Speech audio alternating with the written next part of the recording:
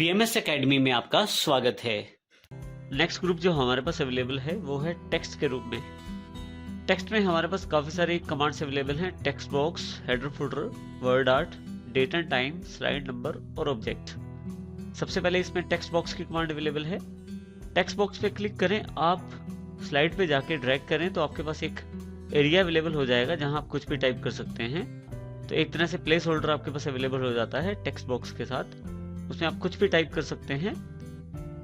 जैसे मैंने देखिए वेबसाइट का नाम अपने टाइप कर दिया है, तो इस तरह से टेक्स्ट बॉक्स से आप कुछ भी टाइप कर सकते हैं और एक प्लेस होल्डर के अंतर्गत टाइप कर सकते हैं। हमारे पास नेक्स्ट जो कमांड अवेलेबल है वो है हेडर फुटर के रूप में। यहाँ हेडर का अर्थ होता है ऊपर दिखाया जाने वाला टेक्स्ट और फुटर का अर्थ होता है जो आपका नीचे दिखाया जाने वाला टेक्स्ट। हेडर फुटर में आपके पास यहाँ पे जब आप क्लिक करें तो दो तरह की सेटिंग्स अवेलेबल हैं, एक स्लाइड के लिए और दूसरा नोट्स एंड हैंडआउट्स के लिए। जब भी आपका प्रिंटेबल वर्जन निकलेगा, जब आप प्रिंट निकालते हैं अपनी स्लाइड्स का, तो उसमें आप हेडर स्पेसिफाई कर सकते हैं जो कि आपके प्रिंटिंग पेज के सबसे ऊपर वाले हिस्से में दिखाई देगा, और आप फुटर भी स्पेसिफाई कर सकते हैं जो कि आपके पेज के नीचे वाले हिस्से में दिखाई देगा। यहाँ देखिए हमने स्लाइड के लिए हेडर फुटर की सेटिंग की है। इसमें मेरे पास यहाँ पे डेट एंड टाइम स्लाइड पे इंक्लूड कर सकता हूँ। यहाँ छोटा सा एक प्रीव्यू दिखाया गया है जहाँ पे आपको ये जानकारी मिल जाएगी कि स्लाइड के कौन से हिस्से में डेट टाइम दिखाया जाएगा। आप इसे चेक करेंगे, देखिए यहाँ पे क्लिक करके यहाँ पे देख सकते हैं चेंजेस। ये बिल्कुल मेरी स्लाइड पे ऑलरेडी अवेलेबल है। यहाँ देखिए ये मेरे पास यहाँ अवेलेबल है यहाँ पे। इसी तरह से आप चाहें तो अपडेट ऑटोमेटिकली वाला ऑप्शन चूज कर सकते हैं डेट टाइम के लिए, जिसमें डेट और टाइम है वो स्वयं ही अपडेट होता रहेगा। इसको आप फिक्स भी रख सकते हैं किसी डेट पे, जो भी डेट आप देना चाहते हैं फिक्स कर सकते हैं यहाँ से। इसके साथ आप चाहें तो स्लाइड नंबर शो कर सकते हैं स्लाइड्स पे।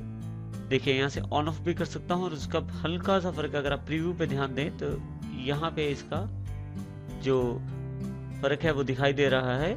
मेरे पास स्लाइड में यहाँ पे ऑलरेडी मेरे पास जो स्लाइड नंबर इंसर्ट किया गया है। इसी तरह से आप फुटर इंसर्ट कर सकते हैं। फुटर आपके पास स्लाइड के नीचे वाले हिस्से में दिखाया जाता है, और अगर आप फुटर नहीं दिखाना चाहते तो यहाँ से आप अनचेक भी कर सकते हैं। और इसी तरह से अगर आप चाहें तो don't show on title slides, जो आपकी टाइटल स्लाइड है उस पर दिखाई नहीं देगा। और यहाँ से अप्लाई टू ऑल कर दें अगर, तो सभी स्लाइड्स पे ये एप्लीकेबल हो जाएंगी सारी सेटिंग्स, और अप्लाई करेंगे तो सिर्फ उस स्लाइड के लिए जिस स्लाइड पे आप काम कर रहे हैं। इसी तरह से अगला जो इसमें दूसरा टाइप अवेलेबल है वो है नोट्स एंड हैंडआउट्स के रूप में।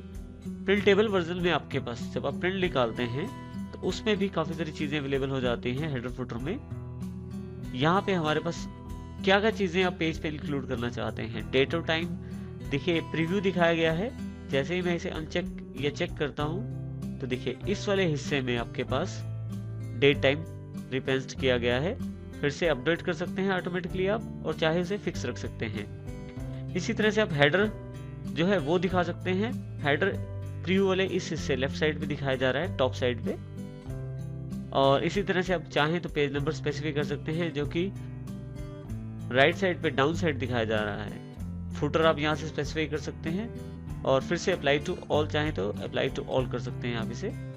देखिए यहाँ मेरे पास अगर मैं इसे F5 शॉर्टकट से स्लाइड शो चलाता हूँ तो नीचे वाले हिस्से में मेरे पास मेरा फुटर, डेट टाइम और पेज नंबर स्पेसिफाई किया गया है।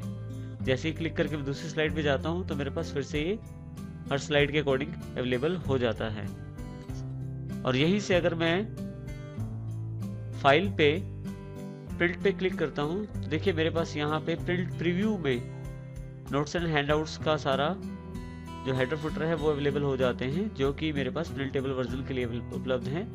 ये मेरे पास हेडर दिखाया जा रहा है, और ये डेट, इसी तरह से फुटर, और यहाँ पेज नंबर। टेक्स्ट में जो नेक्स्ट ऑप्शन हमारे पास अवेलेबल है वो है वर्ड आर्ट के रूप में। जैसे आप वर्ड आर्ट पे क्लिक करते हैं आपके पास काफी सारे स्टाइल्स उपलब्ध हो जाते हैं वर्ड आर्ट में। जैसा स्टाइल आप चाहते हैं उसे आप क्लिक कर दीजिए। देखिए लिखने के लिए आपके पास एक प्लेस होल्डर अवेलेबल हो जाएगा। यहाँ जो भी लिखेंगे आपके पास उसी फॉर्मेट में अवेलेबल रहेगा जैसा आपने वर्ड आर्ट में चुना है।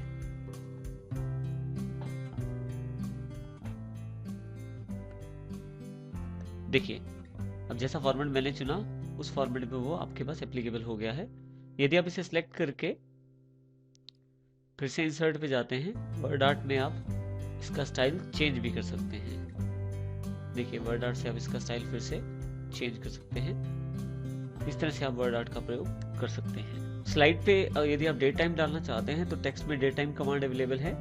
डेट टाइम कमांड आपके पास जैसे हमने अभी थोड़ी देर पहले भी प्रयोग किया था उसका स्लाइड के अकॉर्डिंग अवेलेबल है। डेट टाइम डालने के लिए यहाँ क्लिक करें चेक बॉक्स पे, तो आपके पास डेट टाइम अवेलेबल हो जाता है स्लाइड के इस हिस्से में। यदि आप डेट टाइम नहीं दिखाना चाहते तो यहाँ अनचेक कर दीजिए और अप्लाई टू ऑल कर दीजिए। और यदि आप अप्लाई करते हैं तो जो करंट स्लाइड आपके पास ओपन है केवल उसी पे उसका प्रभाव रहेगा।